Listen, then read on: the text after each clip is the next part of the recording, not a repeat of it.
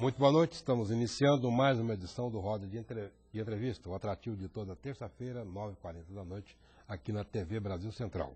Temos hoje um convidado muito especial, o deputado federal Rubens Ottoni. Tem uma trajetória recente, mas muito dinâmica na política de Goiás, é hoje um interlocutor presente nas grandes discussões políticas do Estado, tem projetos, evidentemente, e nós vamos tentar decifrar tudo isso. O que estamos vivendo hoje em Goiás e o que vamos viver daqui até para o ano estratégico de 2010, que é o ano de eleições gerais no país. Para essa entrevista tão importante, eu tenho só craques aqui, né? Marcelo Heleno, companheiro de outras jornadas da Rádio 730, Alexandre Bittencourt, editor de Política e Justiça do Jornal Diário da Manhã. Renato Dias, companheiro de tantas jornadas aqui no Roda de Entrevista e da revista Movimento. E César Santos, companheiro de outras jornadas, ele é editor do jornal Opção. O deputado Rubens Ottoni, eu vou começar exatamente pelo ponto que eu pensei aqui agora. Nós estamos vivendo um momento dinâmico na política, né? Tratativa para cá, tratativa para lá, projetos, perspectivas, prospecções. O senhor que tem uma experiência já rica na política, o senhor analisa o momento atual como? Boa noite. Boa noite. Em primeiro lugar, aqui é satisfação, Reinaldo, de participar com você aqui desse espaço privilegiado de debate, de discussão e também num momento muito especial da vida política do nosso país. A minha avaliação é que nós estamos vivendo um excelente momento. O Brasil vive um momento especial na sua história. O Brasil nunca teve um momento de avanço no sentido democrático e também de combate às desigualdades sociais que nós tivemos. O Brasil nunca teve uma situação tão privilegiada do ponto de vista do relacionamento externo, do ponto de vista do respeito no cenário internacional. E no que diz respeito à nossa trajetória política, ao Partido dos Trabalhadores, eu não tenho dúvida também que o PT vive o seu melhor momento nessa sua caminhada de 30 anos de existência.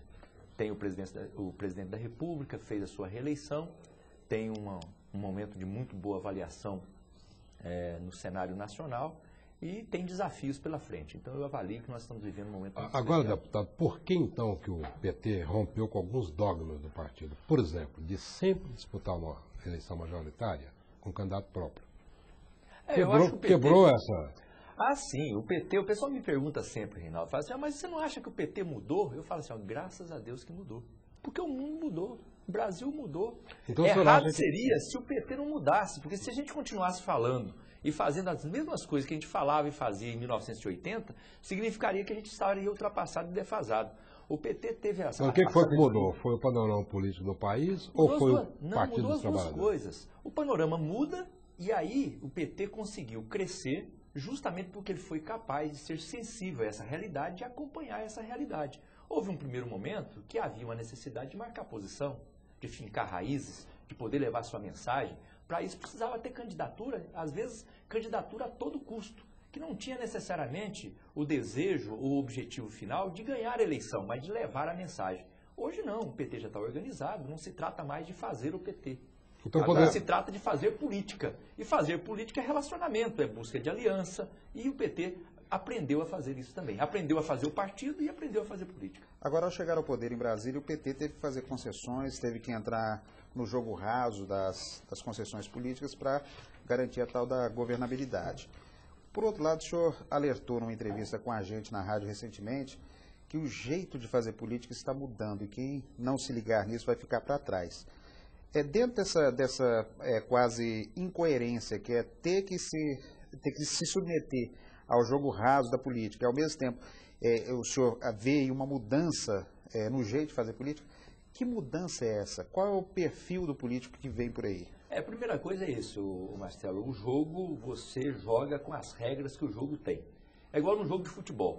Então você tem a regra do jogo. Em tese, ninguém deveria fazer falta. Em tese, se o jogo é sujo, às vezes tem que sujar. Às vezes é obrigado a fazer falta. Mas você faz a falta, sim, não porque você planeja fazer a falta ou esse é o objetivo final.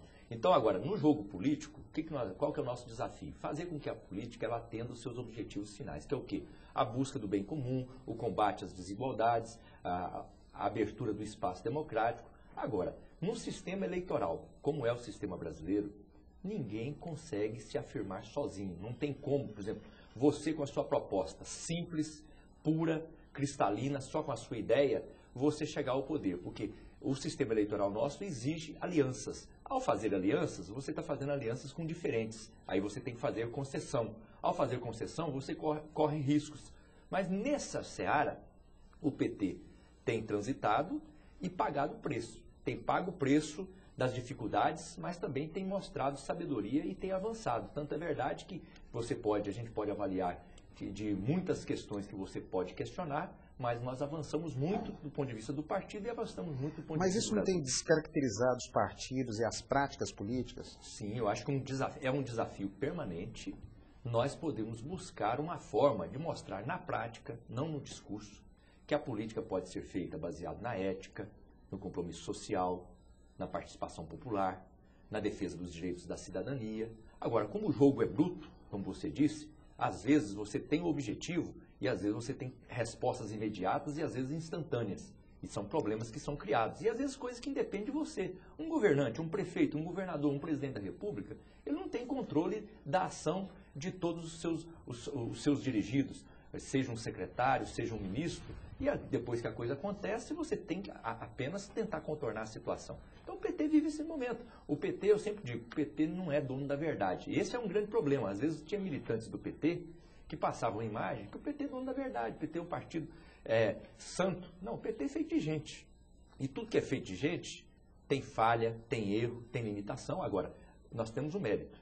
E a história está mostrando, o PT tem buscado a verdade. Errando, acertando, mas tem buscado a verdade. E eu digo sem receio de errar. O PT tem falhas, tem erros, tem limitações, mas na nossa caminhada nós acertamos mais do que erramos. Tanto é verdade que nós chegamos aonde chegamos. E falando em busca pela verdade, deputado, uma das questões que mais se discute hoje no partido é o retorno do ex-tesoureiro Delúbio Soares ao partido. Ele alega que recebeu uma punição além da medida, ou seja, uma punição que transpassou o crime que ele teria cometido.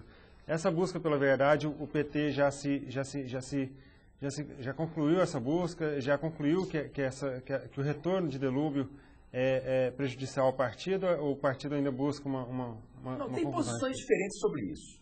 Mas a minha posição é que este assunto é inconveniente. Não é nem se você saber se deve ou não deve voltar. O simples fato de discutir não ajuda o PT nesse momento. O PT hoje tem um grande desafio, que é poder dar visibilidade às ações do governo federal.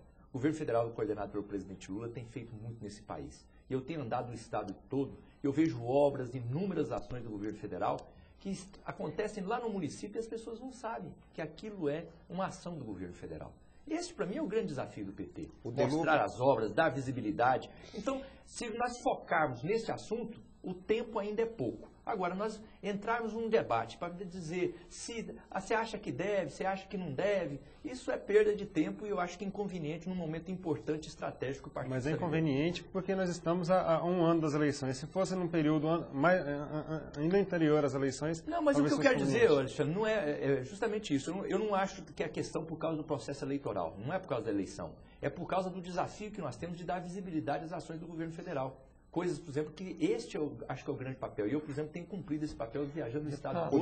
O Delúbio é uma página virada. De mostrar aquilo que o governo federal tem feito em rodovias, na área da saúde, na área da educação, no programa Luz para Todos. São ações importantes e que, às vezes, lá na ponta, a pessoa pensa que aquilo ali é o governo estadual, é o prefeito municipal que está fazendo apenas, mas, às vezes, 80%, 90% do recurso é do governo federal. Sim, mas qual seria o grande incômodo para o PT a volta do Delúbio? Por que fica caracterizado que não é conveniente nesse momento? Não, eu estou falando aqui, porque eu vejo que o PT tem outros desafios.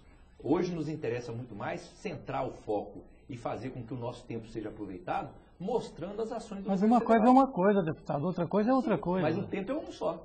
O tempo é um só. Esse tempo, por exemplo, aqui, nós estamos discutindo 3 minutos do Delúbio, eu podia estar falando 3 minutos sobre as ações do governo federal. O tempo é um só. Você escolhe em que você gasta o tempo. Deputado. A imprensa quer que eu gaste o tempo com o Delúbio. Eu prefiro gastar o tempo falando das ações do governo federal. Deputado.